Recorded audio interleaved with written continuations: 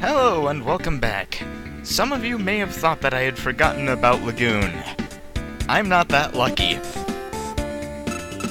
So next we're actually going to move on and fight the boss of Philip's Castle, who is best fought completely over-leveled for the fight. You should probably be around level 12 unless you know some tricks of AI manipulation and that sort of thing.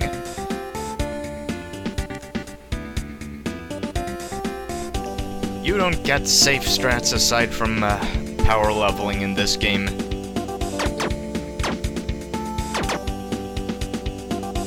Roast some monsters to kill some lag because, well, 3 animated enemy sprites on the screen?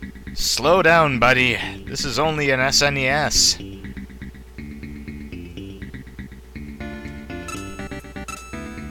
And this is the boss door right here. Ready up? Next boss is Nitella. Now, once you're level 12, what you want to do is trick it into charging you, which involves staying the hell away from it.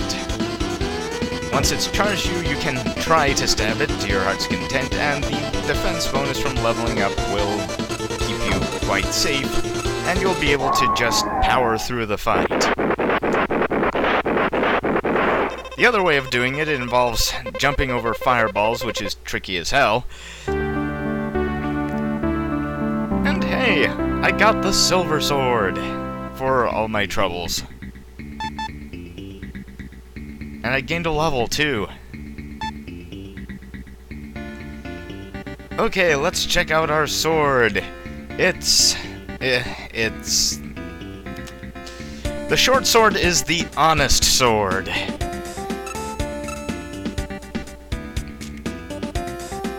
Okay, we're gonna skip back to the Philip's Castle entrance. We don't need to go back to Volo, at least not right now, because beating Nitella opens the other entrance to the castle, which takes us right to this teleporter.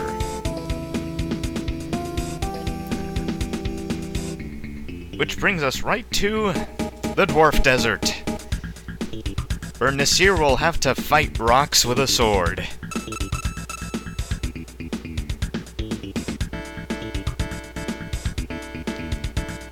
I'm guessing rock, paper, scissors works a bit differently around here. Yeah, note how many fireballs it's taking just to beat those one enemies when it didn't take that many to roast the ones in Philip's Castle.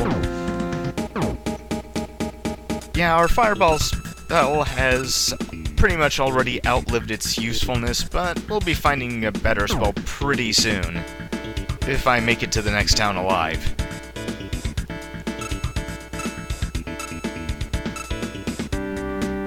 Oh yeah, I also grabbed some of the other chests in Philip's Castle because they contained gold. There are 2 in the basement, 1 on the main floor, and 1 on the roof.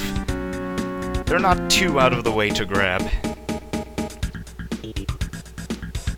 And I need that gold, because this town is the only other place than Atland where I will actually be using money. Better savor it while it lasts, you won't ever see it again.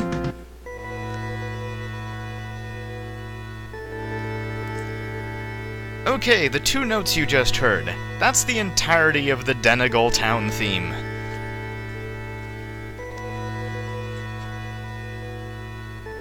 Hey, dwarf, talk to me!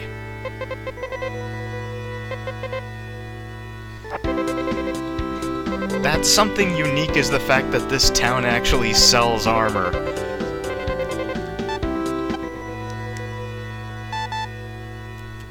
I can't afford the shield yet, but that's okay. I'm not actually heading to the next dungeon.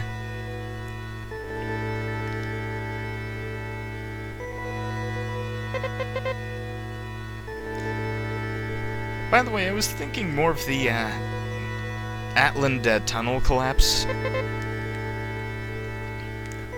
that happened last video, and I was looking up doomed hometowns. And apparently, in the original version of Lunar, because I only ever played the PlayStation 1 version, the hometown of Berg was actually burned to the ground, but I guess they took that out of the remakes because it was too cliché. That's right, when something is too cliché for Lunar, you know you've gone over the cliff. So we have new magic. Magic is decided based on a combination of stabs and crystals. And hey, here's Thor. Yeah, why not? Should be close by. All the way in Volo. Well, back to Elf Town, everybody.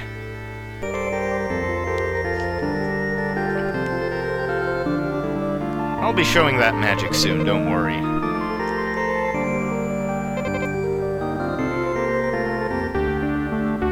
Okay, and it's a good thing that this guy was so close to the entrance, because there are a fair number of NPCs in this game that actually have no boundaries as to where they can wander in a particular area. In any case, blip blip. Now here's the best part of this particular little subquest with Thor's pendant. It's coming right up as soon as I find Thor.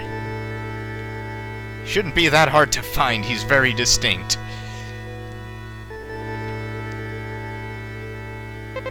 Oh right, it actually has to be in hand.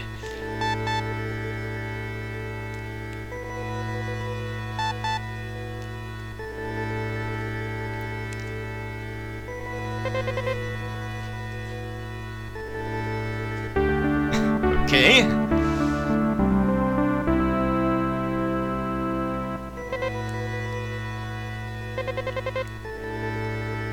And he teleports away! Asked me to walk all the way back to Volo and grab it for him when he can teleport. By the way, Thor was not actually in Dwarf Town. Yeah, that lady, she's the bane of our existence. You may not know it now, but she will be. You'll be seeing it sometime later. Let's take a look at that book we got.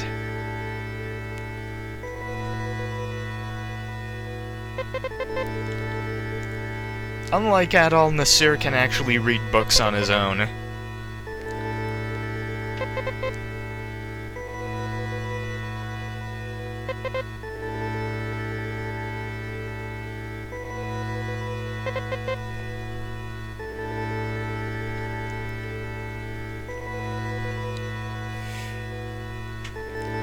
So, next thing we need to do, get the Moonstone. Thanks to the powerful mirror, we can now actually enter the next dungeon, the Dwarf Cave. But before that, magic. This fireball I have, the three-way fire, shoots a big fireball that splits into three smaller ones. The smaller ones each do about as much damage as the ones I was shooting before. However, the big one does a ton more damage, so you actually want to use it at fairly close range in order to get the most out of your MP.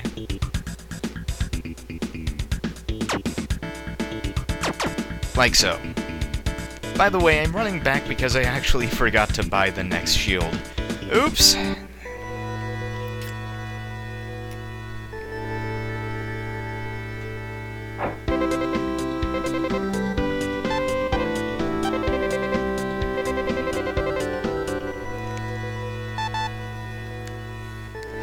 Now, I thought I was okay for the next dungeon because I had that shield. I was terribly wrong.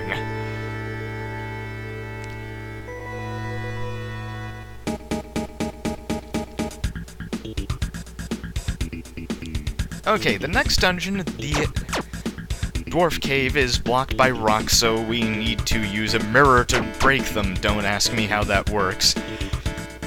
The game certainly doesn't show how it works either. And, it has acquired a bit of a reputation because of its particular soundtrack. It has acquired a certain nickname among the Speed Demos archive community. It has a particular style of soundtrack that has earned it the nickname the Porno Cave. I'm I'm going to let the viewers decide for yourself once I actually enter the whole thing. And the entrance should be around here somewhere.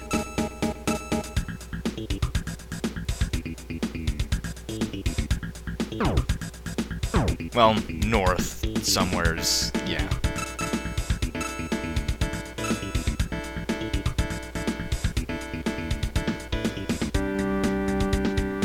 Oh yeah, we're getting close.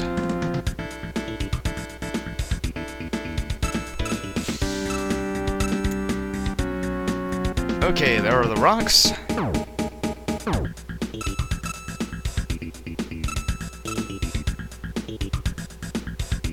Let's see what we can do about those.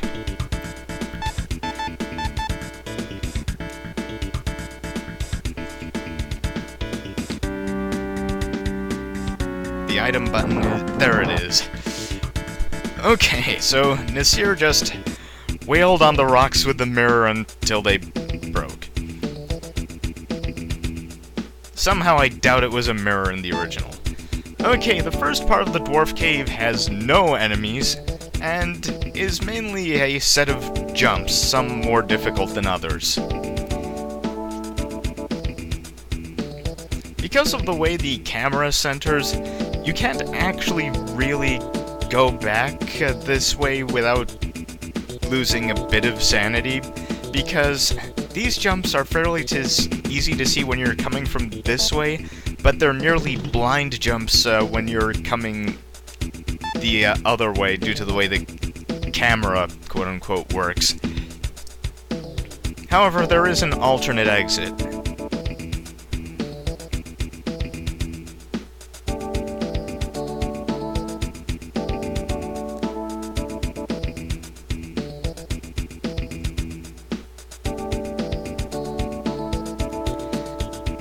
This is not even the deadliest part of the dwarf cave.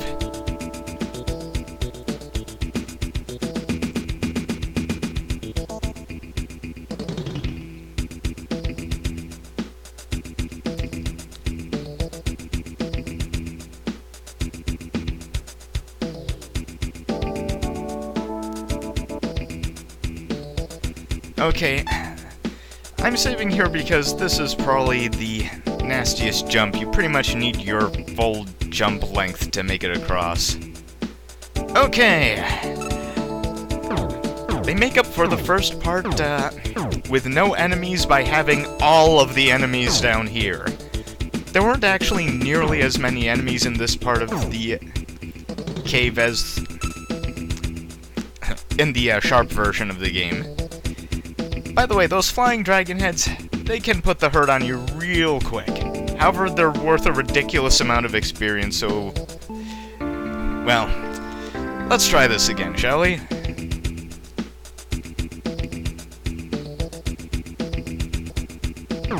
Nope! Well, third time lucky?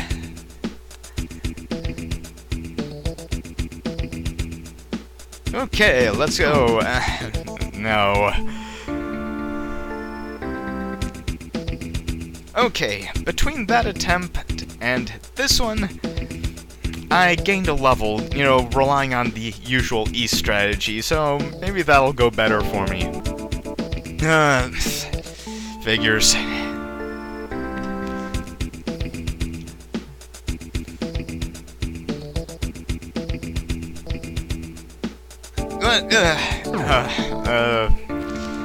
Oh, well.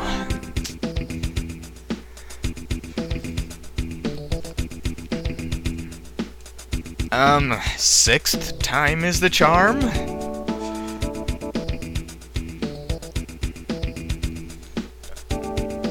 Okay, as you may have guessed, this is the one where I actually make it.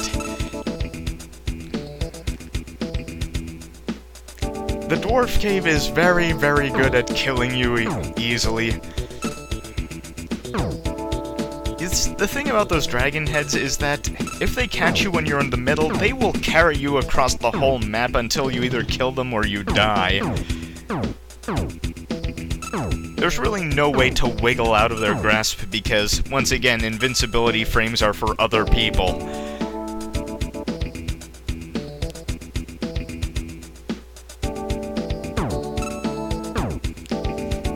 By the way, the reason I'm not using magic to blast these guys is because fire magic is absolutely useless here.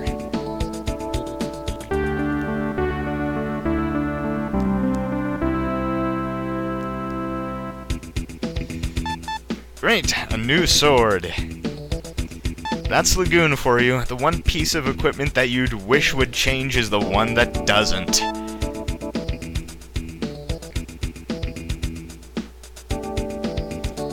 Yeah. Okay, since going across... This is, by the way, is the safest way to get to that door. You know, running through lava and jumping over it.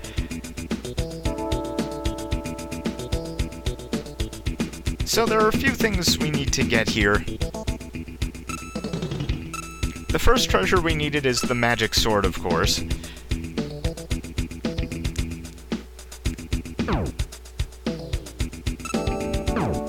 Fighting a bit more defensively because that actually works, unlike whatever the hell I was doing earlier.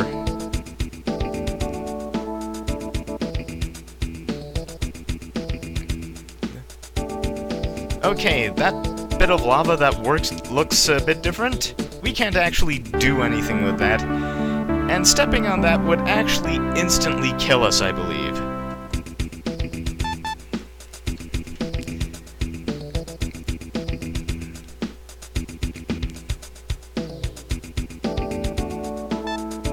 Okay, we are now going to be switching to the Wind Cutter. The last useful magic we will have in this game.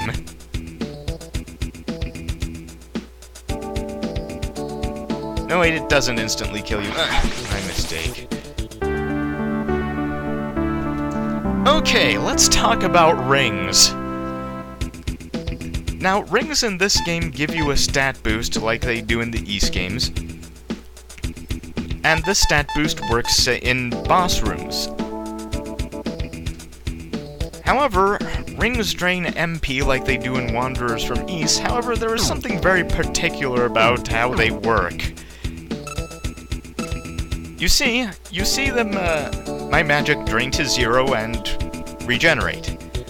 Well, the thing is, even if your magic is reduced to 0, the ring's benefit continues to apply until you go back to the equipment screen or gain a level.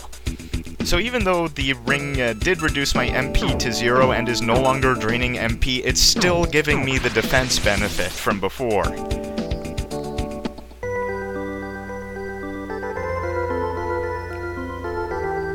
Silence Cave has town regeneration rates, so use that as you want.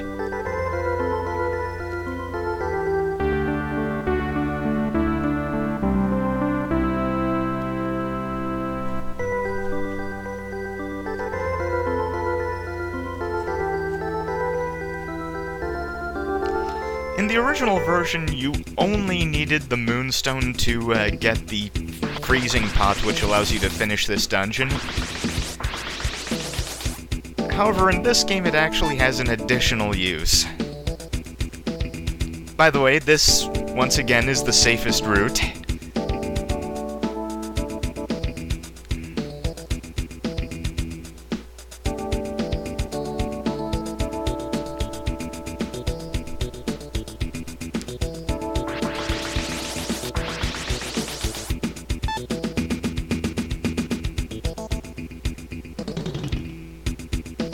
That was a close one. Need to check out what Nasser's Heckbox actually is.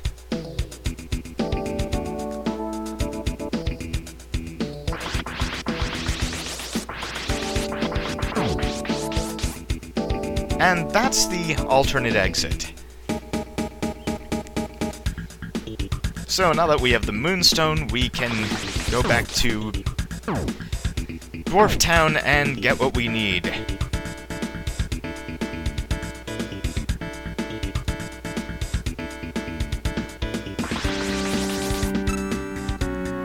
This isn't the only dungeon that is going to work like this, where you have to go in, get an item, go back to town, and then get what you actually need to complete the dungeon. it was the only dungeon that worked like this in the... this was the only dungeon that worked like this in the Sharp version, but I guess they decided to mix things up a little more in the SNES version.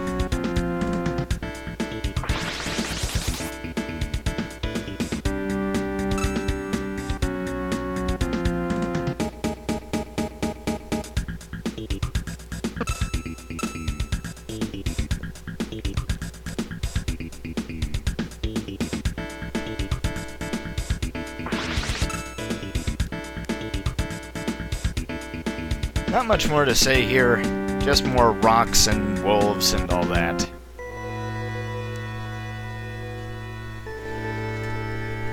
Oh, hey there, Maddie.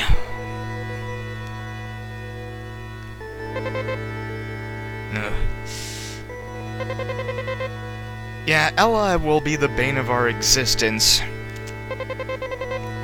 But, she wasn't even in the Sharp version. Okay, I'm gonna save up here. And that's it. See you next time.